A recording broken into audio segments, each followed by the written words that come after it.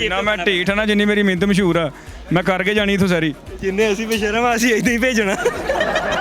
रोटी बहुत ही खाई, कल भी बेहोश हो गया सी, मरे कैसा सुक्की कुल्फी रंगा मुंह।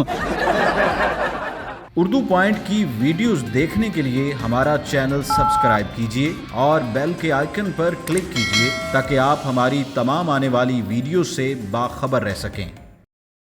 अस्सलाम वालेकुम नाज़रीन, मैं हूं आपका होस्ट काका रिपोर्टर और आप देख रहे हैं उर्दू पॉइंट। नाज़रीन, आज हम मौजूद हैं फैसलाबाद में, सहरी का टाइम है। आज हम आपको बताएंगे कि फैसलाबाद में सहरी करने और किसी और शहर में सहरी करने में क्या फ़र्क है। आइए लोगों के पास चलते हैं, तंज़ो मज़ाक का शहर है, आपको मज़ा आएगा। आ जाएँ। सहरी करने आए हैं आप? जी। क्या क्या खा रहे हैं? ये चने, पराठा, अचार, दही है साथ। तो यहाँ पे डेली आते हैं? जी। क्या करते हैं? सिलाई का काम। अच्छा, जी। अभी तो काफ़ी टाइम पड़ा हुआ है, आप पहले सहरी कर रहे हैं? कुछ नहीं होता, हमें भूख लगी। रोटी बहुत ही खाई, कल भी बेहोश हो गया सी, मरे कैसा सुक्की कुल्फी रंगा मुंह। सहरी च नाज़रीन जुगतां करी जान डे, इन्हां दे काम चेक करो। इन्हें इकट्ठे होकर चले सहरी करन चले, कब्जा लैन चले? इन्हें हत्थ बन के अदब वाली सहरी करन चले? ਸੈਰੀ ਕਰਨ ਚੱਲੇ सैरी करने चले। ਸੈਰੀ ਕਰਨ ਜਾ ਸੈਰੀ ਕਰਨ सैरी करने ਜਵਾਬ ਸਹੀ ਹੋ ਗਿਆ ਸਾਰਿਆਂ ਦਾ ਵੀ ਇਸ ਵੇਲੇ ਸੈਰੀ ਕਰਨ ਚੱਲੇ, ਹੋਰ ਸੈਰ ਕਰਨ ਜਾਣਾ ਵਾ। ਅੱਛਾ, ਅਸੀਂ ਨਾ ਦਿਖਾ ਰਹੇ ਹਾਂ ਕਿ ਫੈਸਲਾਬਾਦ ਦੀ ਸੈਰੀ ਕਿੱਦਾਂ ਕਰਦੇ ਆ, ਕਿਉਂਕਿ ਲਾਹੌਰ ਦੇ ਲੋਕ ਤਾਂ ਤੁਹਾਨੂੰ ਪਤਾ ਨਹੀਂ ਇੰਨੇ ਫਨੀ ਹੁੰਦੇ, ਕਿਸੇ ਹੋਰ ਸ਼ਹਿਰ ਦੇ ਵੀ, ਮਗਰ ਫੈਸਲਾਬਾਦ ਦੇ ਜਿਹੜੇ ਲੋਕ ਆ ਉਹ ਅੱਛੇ ਤਰੀਕੇ ਨਾਲ ਸੈਰੀ ਵੀ ਕਰਦੇ, ਨਾਲ ਇੰਜੋਏ ਵੀ ਕਰਦੇ। ਤੁਸੀਂ ਚੁੱਪ ਕਰਕੇ ਕਰਦੇ ਕਿ ਆਪਸ 'ਚ ਲੱਗੇ ਰਹਿੰਦੇ ਇੱਕ ਦੂਸਰੇ ਨਾਲ? ਚੁੱਪ ਕੀ ਕਰਦੇ ਆ? ਚੁੱਪ ਕਰੀ ਕਰਦੇ ਇੰਨੇ ਸ਼ਰੀਫ ਤੁਸੀਂ ਲੱਗਣ ਨਹੀਂ ਦੇ ਮੈਨੂੰ। ਸ਼ਰੀਫ अस्सलाम वालेकुम। ਵਾਲੇਕੁਮ ਅਸਲਾਮ। इधर क्या करने आए हैं?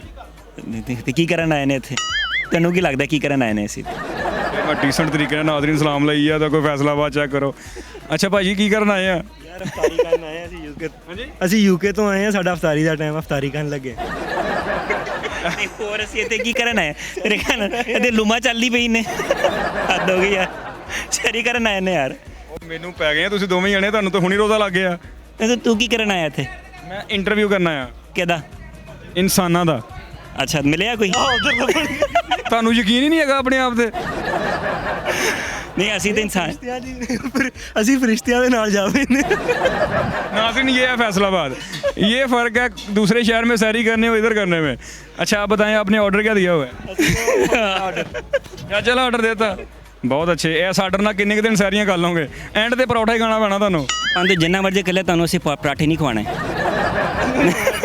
ਤੁਹਾਨੂੰ ਆਪਣੀ ਜੇਬ ਜਿੰਨਾ ਮੈਂ ਢੀਠ ਨਾ ਜਿੰਨੀ ਮੇਰੀ ਮਿਹਨਤ ਮਸ਼ਹੂਰ ਆ ਮੈਂ ਕਰਕੇ ਜਾਣੀ ਇੱਥੋਂ ਸੈਰੀ। ਜਿੰਨੇ ਅਸੀਂ ਬੇਸ਼ਰਮ ਆ ਅਸੀਂ ਇਦਾਂ ਹੀ ਭੇਜਣਾ। ਅੱਛਾ ਭਾਈ, ਤੁਸੀਂ ਬੜੇ ਮੈਨੂੰ ਡੀਸੈਂਟ ਜੇ ਜ਼ਰਾ ਵੀ ਨਹੀਂ ਲੱਗ ਰਹੇ। ਮੈਨੂੰ ਇਹ ਦੱਸੋ ਕਿ ਸੈਰੀ ਕਿਸ ਤਰੀਕੇ ਨਾਲ ਕਰੀਏ ਕਿ ਰੋਜ਼ਾ ਨਾ ਲੱਗੇ? ਬਈ ਬੰਦਿਆਂ ਵਾਲੇ ਤਰੀਕੇ ਨਾਲ ਕਰੋ ਤੇ ਨਹੀਂ ਲੱਗਦਾ। ਇਹ ਕੀ ਬੰਦਾ ਬਣ ਜਾ ਹੁਣ।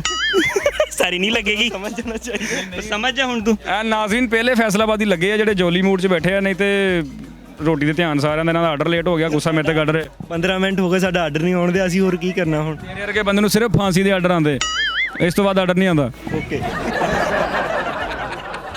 ਅੱਛਾ, ਕੋਈ ਫਿਕਰ ਨਹੀਂ ਹੈ ਸਾਰੀ ਦਿਹਾੜੀ ਕੰਮ ਕਰਨਾ ਵਾ, ਰੋਜ਼ਾ ਅਗਰ ਲੱਗ ਗਿਆ ਤਾਂ ਕੀ ਹੋਏਗਾ? ਤੁਹਾਡੀ ਸਿਹਤ ਵੀ ਮਾਸ਼ਾਅੱਲਾ ਨਸਾਜ਼। ਨਹੀਂ ਨਹੀਂ, ਇਹੋ ਜਿਹੀ ਕਿ ਸਾਨੂੰ ਕੋਈ ਫਿਕਰ ਨਹੀਂ ਹੈਗੀ। ਤੁਸੀਂ ਫੈਸਲਾਬਾਦ ਤੋਂ ਬਿਲੋਂਗ ਕਰਦੇ ਜਾਂ ਡਿਫਰੈਂਟ ਸਿਟੀਜ਼ ਤੋਂ? ਡਿਫਰੈਂਟ ਸਿਟੀ ਤੋਂ। ਕਿੱਥੋਂ ਆਏ ਤੁਸੀਂ? ਬਈ ਟੋਬਾ ਟੇਕ ਸਿੰਘ ਤੋਂ। ਤੁਸੀਂ? ਲਾਹੌਰ। ਲੋਕ ਤਰੱਕੀ ਯਾ ਅੱਲਾ ਮਾਫੀ ਦੇਈ, ਫੈਸਲਾਬਾਦ ਦੇ ਲੋਕ ਐਡੇ ਤਿੱਖੇ ਨਹੀਂ ਹੈਗੇ ਜਿੰਨੇ ਤੁਸੀਂ ਦੋਨੋਂ। ਅੱਛਾ ਯਾਰ, ਸੈਰੀ ਕਰਾ ਦਿਓ ਮੈਨੂੰ ਨਾਲ। ਬਈ ਨਹੀਂ, ਤੂੰ ਜਾ ਸਕਦਾ। ਕਿਉਂ ਨਹੀਂ ਕਰਾਉਣੀ?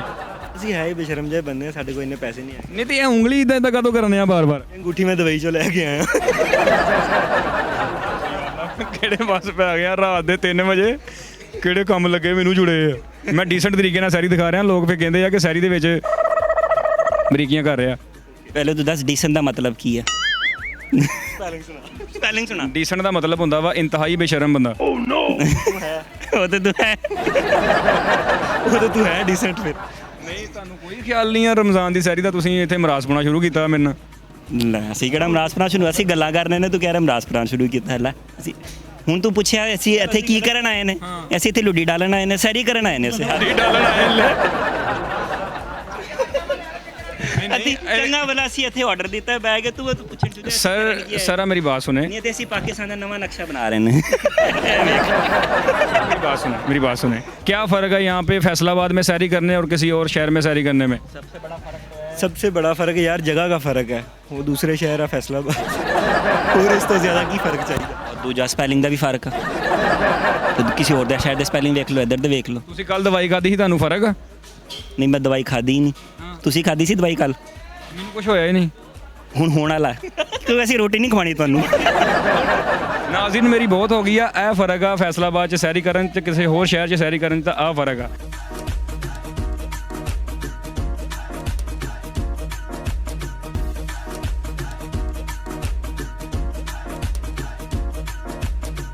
जी नाज़रीन, जैसे पुरानी रवायत है कि पिछले अदवार में लोग ढोल बजाकर सहरी के टाइम लोगों को उठाया करते थे, वो रवायत फैसलाबाद में आज भी बरकरार है। हमें अंकल जी मिले हैं जो ढोल बजाकर सहरी के टाइम लोगों को उठा रहे हैं।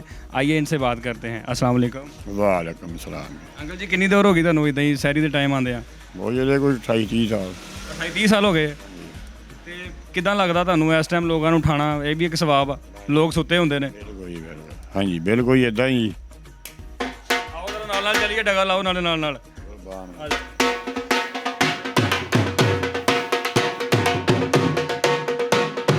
सर सैरी हो रही है जी सर, सैरी हो रही है। कितने पराठे खा चुके हैं? अभी स्टार्ट किया है। अभी स्टार्ट किया है, अभी गिनते जाएं।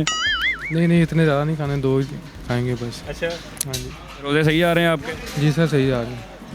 आप दोनों ने अलग अलग क्यों लगवाया? वो लड़ाई हुई है आपकी? नहीं वैसे ही। आपको जानते हैं, आपके दोस्त ही हैं? जी दोस्त ही हैं। अच्छा, हॉस्टलाइज हैं आप। आप इधर क्या करते हैं? मैं इधर मेडिकल कर रहा हूँ, MBBS। हाँ जी, स्टूडेंट हैं आप? स्टूडेंट हैं। अच्छा, फिर तो आप बड़ा नाप तोल के खाएंगे, आपको पता होगा कि स्टमक को क्या चीज़ प्रॉब्लम करती है। जी जी बिल्कुल। तो क्या स्ट्रेटजी होनी चाहिए अगर आप मेडिकल के स्टूडेंट हैं? आपको बेसिक तो पता होगा ना, क्या स्ट्रेटजी होनी चाहिए कि किस हिसाब से सैरी करनी चाहिए बंदे को? मतलब अपनी डिपेंड अपॉन नीड के हिसाब से सैरी करनी चाहिए। मतलब जितनी बॉडी को नीड है उस हिसाब से मतलब बंदा खाए, ज़्यादा ना खाए। बाद में बंदा डिस्टर्ब होता है पूरी डे के अंदर। कई लोग होते हैं ना, वो सोचते हैं यार दिन बड़ा लंबा कि तुन के खा लो, वो फिर तंग भी होते हैं उस हिसाब से। हाँ जी। तो सैरी एंजॉय हो रही है? जी सर बिल्कुल, रमज़ान का यही तो मज़ा है। ये तो मज़ा है जी। अच्छा, हम आपसे पूछना ये आए हैं कि दूसरे शहरों की निस्बत फैसलाबाद में सैरी करने में क्या फ़र्क है? सर मैं बेसिकली रावलपिंडी से हूँ और साल हुआ है मैं इधर फैसलाबाद में रह रहा हूँ। फैसलाबाद वालों का टेस्ट खाने का ज़्यादा अच्छा है। मिजाज कैसा है? मिजाज भी बहुत इनका फ्रेंडली है और रावलपिंडी वालों से बहुत अच्छा मिजाज है। रावलपिंडी वालों को कहते हैं थोड़े से खुश्क बंदे हैं। जी, यहाँ पे ज़रा खुली तबीयत के बंदे हैं और आपस में नोक झोंक करते रहते हैं। जी। आपने कभी ऐसा किया? मैं आहिस्ता आहिस्ता सीख रहा हूँ फैसलाबादियों से, उनकी जुगतें और उनकी बात करने का अंदाज़। तो नहीं, हम पिछले टेबल्स पे देखते हैं ना, लोग एंजॉय कर रहे हैं, एक दूसरे को लगे हुए हैं। ये है कि जुगतें यहाँ के समझ लें कि पानी में पाई जाती हैं। जैसे जैसे मैं यहाँ का पानी पी रहा हूँ तो आहिस्ता आहिस्ता जो है ना, तो यहाँ का होता तो मजाक मेरे अंदर भी याद है। रह नहीं सकता जुगत के बगैर। वो नहीं देखता सहरी है, अफ्तारी है, हल्की फुल्की अपनी हसब तौफीक ना अपनी तबीयत के हिसाब से वो कर देता है। बेशक ऐसे ही है बिल्कुल। आलू वाला पराठा खा रहा हूँ अभी, सादा पराठा और चने खाने हैं मैंने। तो उसके बाद दही खाऊंगा और फिर बस। इतना कुछ खाना है आपको? किसी ने बता दिया कि 3 दिन का रोज़ा है? नहीं, 3 दिन का रोज़ा तो नहीं है, लेकिन सारा दिन निकालना होता है तो खाना पड़ता है। अच्छा जी। जॉब करते हैं? जॉब करता हूँ। क्या करते हैं? मैं फिजियोथेरेपिस्ट हूँ। माशाल्लाह माशाल्लाह, फिजियोथेरापिस्ट हैं। जी बिल्कुल। अगर आपका खुद कुछ मसला हो जाए तो खुद ही सेट कर लेते हैं? नहीं, खुद से सेट कर लेता हूँ, लेकिन दूसरे होते हैं फिजियोथेरेपिस्ट, उनसे करवाना पड़ता है। कुछ चीज़ें खुद सेट कर लेते हैं, कुछ चीज़ें उनसे करवानी पड़ती हैं। जी। तो फैसलाबाद में सैरी करने में क्या फ़र्क है दूसरे शहरों की निस्बत? दूसरे शहर की निस्बत ये है कि इधर ये एक तो ये जानते हैं सब लोग, तो इनके साथ बड़ा मज़ा आता है गुफ्तगू करने का, और साथ साथ सैरी होती है, साथ से इनको हम छेड़ रहे होते हैं और ये हमें छेड़ रहे होते हैं, तो इस तरह टाइम भी पास होता है और बड़ा अच्छा रहता है। यानी कि आपको काफ़ी अर्सा हो गया इधर रहते हुए? ये 2 साल हो चुके हैं। इनके साथ अट्रैक्शन बनी हुई है होटल वालों के साथ? बिल्कुल बनी हुई, सभी जानते हैं इस इलाके में ना, तो बड़ा मज़ा आता है इनके साथ बात करने का। तो एक इंसान को कितनी सैरी करनी चाहिए अपनी कैपेसिटी के हिसाब से कि उसकी तबीयत ठीक रहे? कई लोग काफ़ी खा लेते हैं मगर तंग होते रहते हैं, ये सोच के कि दिन बहुत लंबा है। 2 पराठे तो बहुत हैं। इससे ज़्यादा नहीं। जी। मैं ज़्यादा खाएंगे तो क्या होगा? ज़्यादा खाएंगे तो वोमिटिंग होगी उनको, और पानी पीते हैं ज़्यादा खाते तो वो मतलब नहीं रहता तो नहीं है, आपको पता ही है। निकल जाता है।